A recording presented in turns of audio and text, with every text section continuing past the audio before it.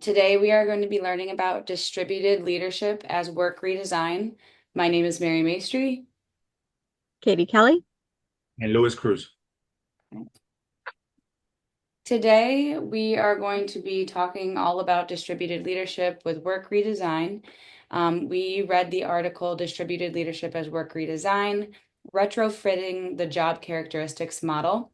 So we hope to have a couple goals for you guys so you can walk away and feel like you know a little bit more. We are hoping to support some connections to promoting change in the school system, how this leadership style impacts social justice, equity, ethical, and moral considerations, and just going over the article as a whole. So overall analysis, distributed leadership as work redesign. It refers to the practice of sharing leadership roles and responsibilities among teachers and administrators rather than relying on a single leader. This approach encourages teachers to take on formal leadership positions and participate in decision-making processes that contribute to overall school improvement. As noted in the article, page 72, this expectation demonstrates that distributed leadership reforms are essentially a form of work redesign that holds a great promise for school improvement.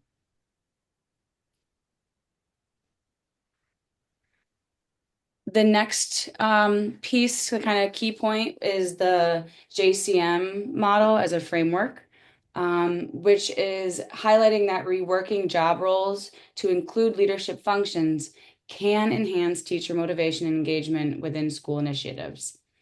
On page 74, the authors talk that the job characteristics model is sturdy and robust enough to provide an excellent starting point for examining the creation and consequences of a work redesign like distributed leadership.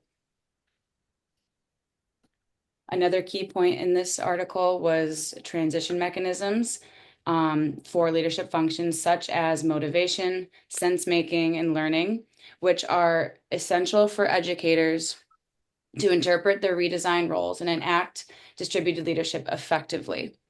Effective distributed leadership depends not only on motivation derived from new job characteristics, but specifically on how well educators can make sense of and learn from these changes. On page 93, the authors quote, "Motivation is a key transition mechanism through which redesigned work will lead to the effective performance of leadership functions."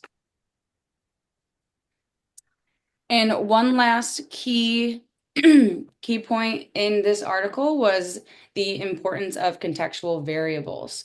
So understanding these factors is vital for effectively implementing and sustaining distributed leadership initiatives. So we look at variables such as the organizational culture, trust among staff, and micro-political dynamics. And on page 98, I wanted to read this because it's discussing the idea of trust. So high levels of trust are likely to positively promote or amplify the enactment and experience of the design characteristics of distributed leadership. Later on in this video, we will be directly talking about how to build that trust. And it's, I think, a very important thing as educators.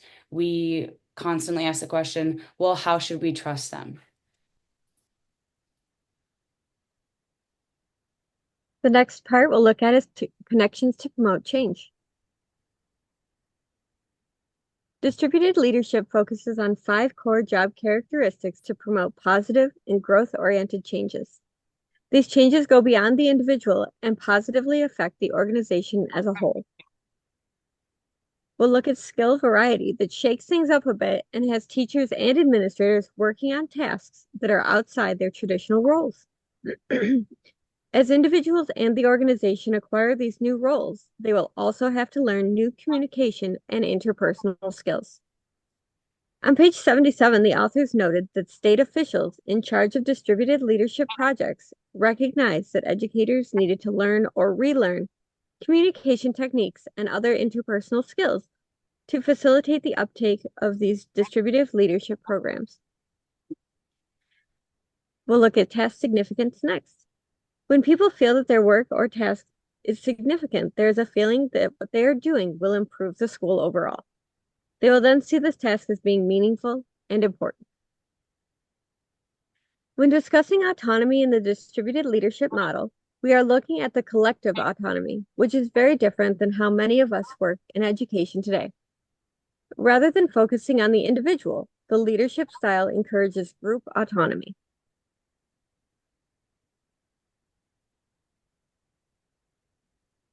The researchers discussed the importance of getting teachers out of their classrooms and giving them task identity.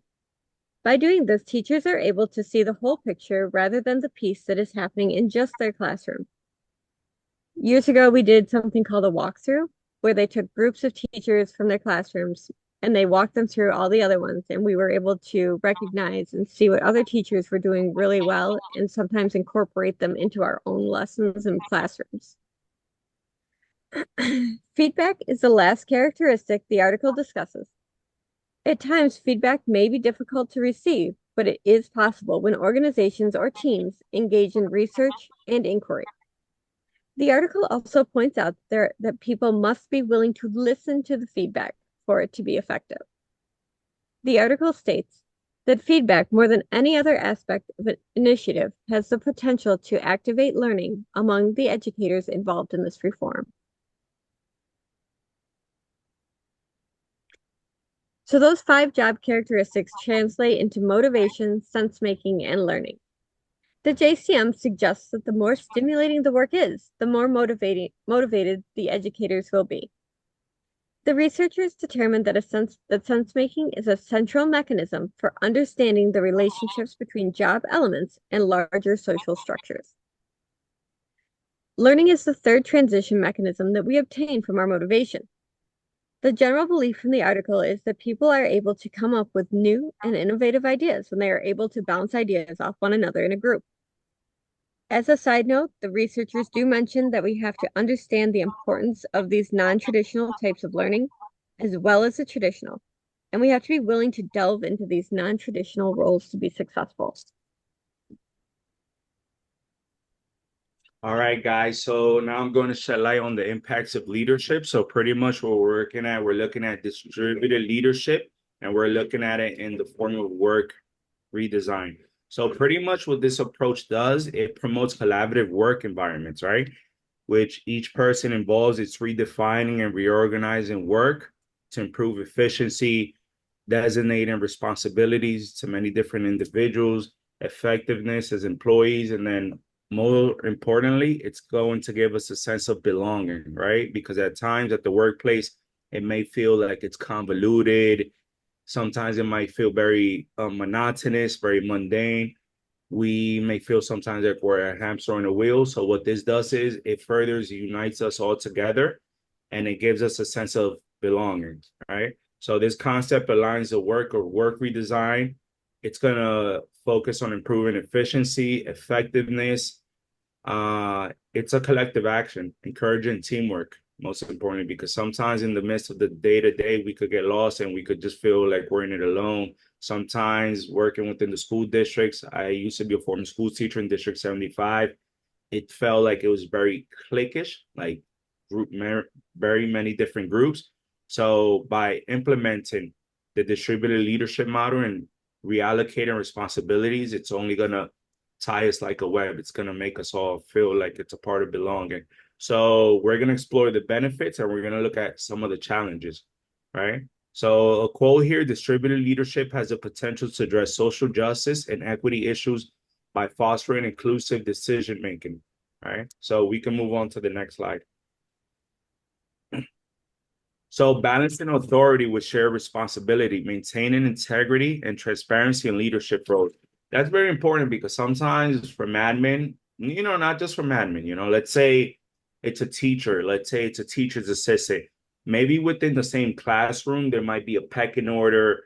We may not necessarily know what are their responsibilities, who has to adhere to who has to adhere to what person. But if we know, hypothetically speak, not hypothetically, but if we lay it out on the table, listen, Miss Anna, this is your responsibility. You have to be here and here, so and so. Mr. Guerrero, these are your responsibilities. It redistributes the work, and now we know what we have to do. So this way, it makes it even easier for everybody, and it allows us to have integrity rather than coming up with rules and regulation out of the blue. If we know what they are from the very beginning, from the get-go, if we know that this is what we have to do, this is what we have to adhere to, if there's a checklist, then it makes things more transparent, if that makes sense. Moral challenges, navigating conflicts that may arise from shared roles. This is where the distributed leadership is, it's like pie in the sky, right? It eliminates all that variance of us not knowing what we have to do. And it's a way of us being ahead of the curve. That's if there's one way that I have to shape it, I would definitely say that. Especially on an individual level, right? So it's a way of innovation, adaptability, and resilience in schools because it's very easy to slip through the cracks, especially when you don't have like some type of system that could keep you motivated. So the distributed leadership model definitely does that. Distributed leadership expands roles and responsibilities of teachers, administrators, enhancing the personal and professional growth. And everybody has conceived the role differently. In addition to that, by considering ethical implications, educators will create a more positive and respectful school culture and supports the well-being of all students. The distributed leadership model is going to encourage educators to reflect on their values and principles and make decisions that align with those values. Uh, and then we could explore the ethical and moral considerations. I'll give you a perfect example of this. For instance, sometimes I work within the city of New York. You deal with individuals from very many different cultures. So us, we've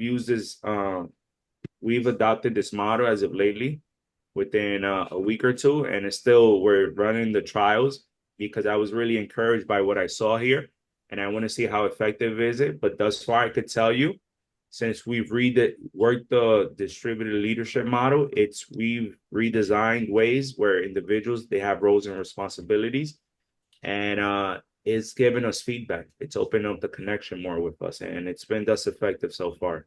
So I look forward to a lot of positive growth, and that's pretty much it for this slide.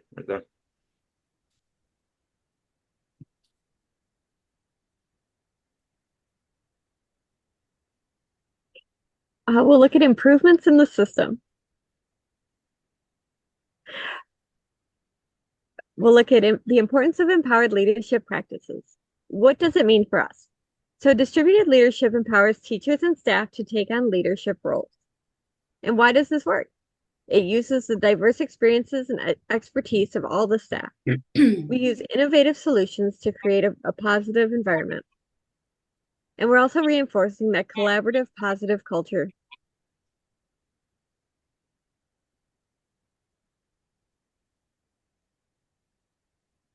Uh, Importance of feedback, increasing feedback loops and flow of information. So, guys, the reason as to why there has to be open line of communication, conversation has to be very reciprocal. Sometimes, unfortunately, this tends to happen. I don't know, where you guys are stationed at, but I'm more from the city. So my mentality is that of a city boy. And more often than not, like I told you guys earlier, more often than not, it's a pecking order. It's coming down from up.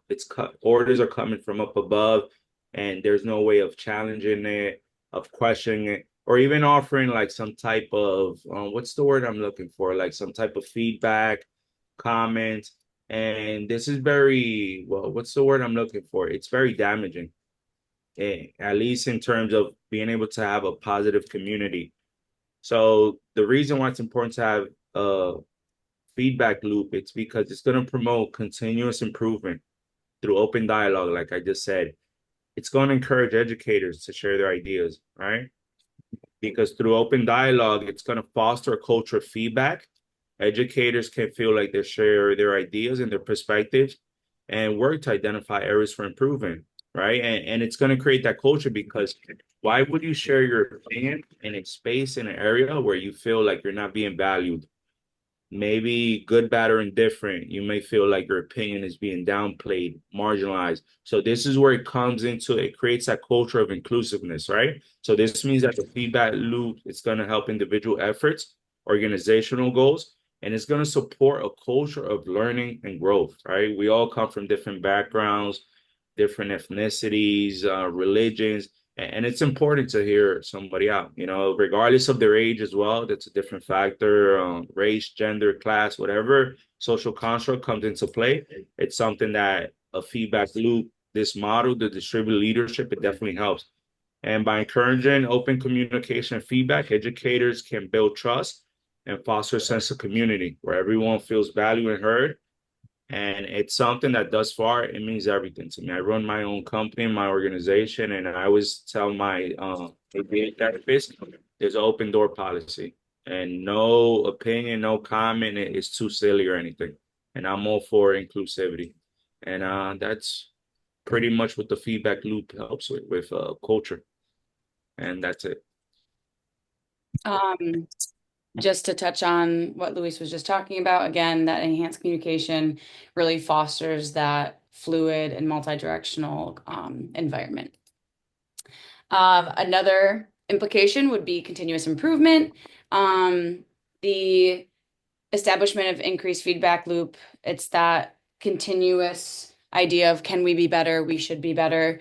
When they're encouraged to share experiences and feedback, it creates opportunities for reflection, for growth, and to have real-time data and reflection to make sure that you are adjusting to meet the needs of the students. It promotes professional development, most specifically, to have those engaging conversations and learn from one another. Another implication is the strengthening of relationships.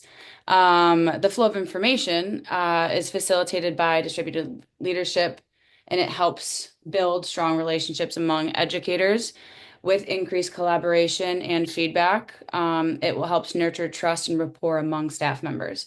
And I know earlier in this video, I had mentioned the idea of trust. And I think it's important that we recognize that trust is a very important piece of distributed leadership to allow the different roles be taken on by different levels of individuals in a school system.